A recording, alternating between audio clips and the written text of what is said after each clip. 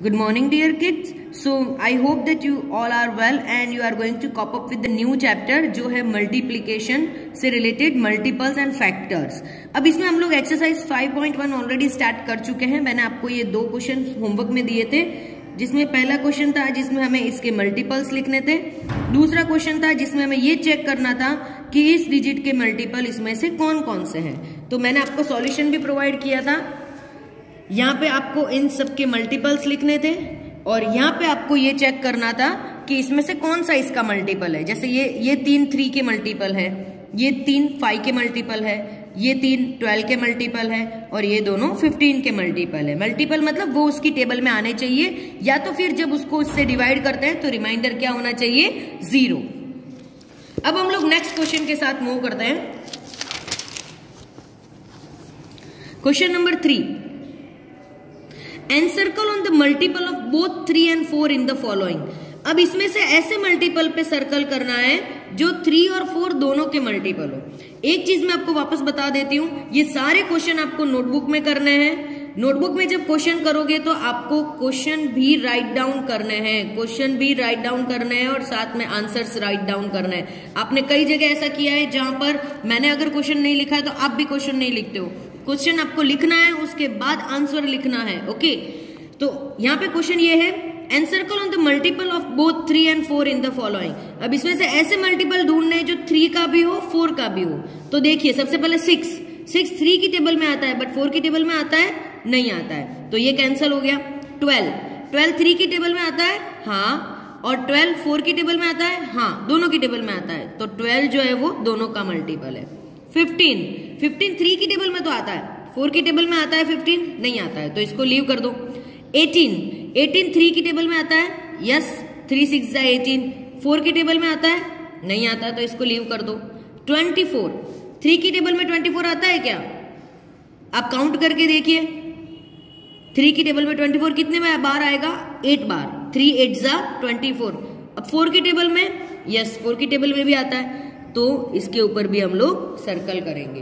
तो इस तरीके से आपको वो डिजिट फाइंड करने हैं जो इन दोनों की टेबल में आते हो. 33 की टेबल में आता है, 4 की टेबल में आता है 30 नहीं आता है. अगर आपको नहीं समझ में आता तो इस तरीके से आप डिवाइड करके चेक कर सकते हो. जैसे 30 को 4 से डिवाइड करो तो क्या हो जाएगा, 4 6 24, 4 7 28, तो 2 रिमाइंडर बच गया. तो इसलिए ये जो है वो 4 का मल्टीपल नहीं है. तो इस तरीके से इस आंसर में सिर्फ 2 मल्टीपल मिलेंगे हमको, 12 और 24. अब हम लोग नेक्स्ट क्वेश्चन पे मूव करते हैं. ये क्वेश्चन आप टेक्स्ट बुक में फिल नहीं करोगे, सारे के सारे क्वेश्चन नोटबुक में करोगे. Right the multiple of 7 between 10 and 13. 7 के मल्टीपल लिखने हैं बट वो 10 और 30 के बीच में आने चाहिए. तो अगर हम लोग 7 के मल्टीपल लिखते हैं तो 7 के मल्टीपल लिखते हैं तो मतलब 7 का टेबल लिखना है. तो सबसे पहले 7, देन 14, देन 21, देन 28, 7 4 28, 7 5 35. बट हमें कहां तक लिखना है, 10 से 30 के बीच में. तो मतलब सिर्फ इतने ही मल्टीपल हम लोग आंसर में लिखेंगे. तो हमारा आंसर क्या हो जाएगा, ये 4 मल्टीपल हमारे आंसर हो जाएंगे. ओके, इस तरीके से आपको ये क्वेश्चन करना है. दूसरा question, right the multiple of 4 greater than 25. 4 के मल्टीपल लिखने हैं जो 25 से बड़े हो. तो पहले हम लोग सारे मल्टीपल एक बार लिखते हैं, रफ में लिखोगे, ठीक है, उसके बाद फेयर में कंप्लीट करोगे.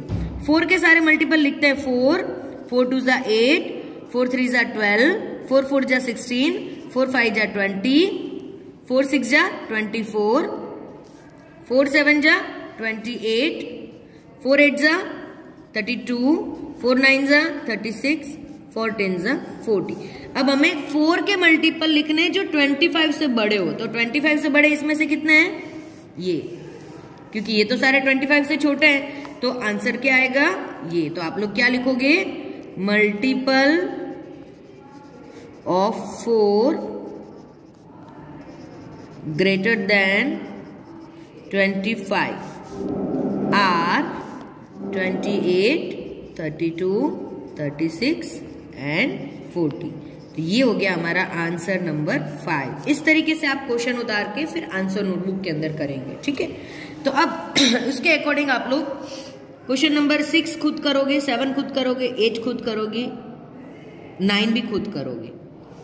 अब मैं आपको 10th वाला क्वेश्चन समझाती हूँ। Find out the common multiple of 5 and 6, जो मैं आपको ऑलरेडी ये ऐसे क्वेश्चंस होमवर्क में डाल चुकी हूँ, ठीक है, फिर भी एक बार मैं आपको वापस समझा देती हूँ। 5 और 6 के कॉमन मल्टीपल फाइंड करना है। पहले 5 के मल्टीपल लिखो, फिर 6 के लिखेंगे। 5, 10, 15, 20, 25, 30, 35, 40, 45, 50।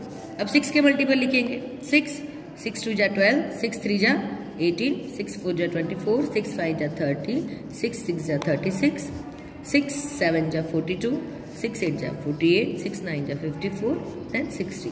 अब इन दोनों में से आप क्रॉस चेक करके बताओ कि कौन सा मल्टीपल सेम है। सिर्फ एक ही मल्टीपल सेम है, बाकी कोई मल्टीपल सेम नहीं है। और यहाँ पे क्या पूछा है, राइट द स्मॉलेस्ट मल्टीपल।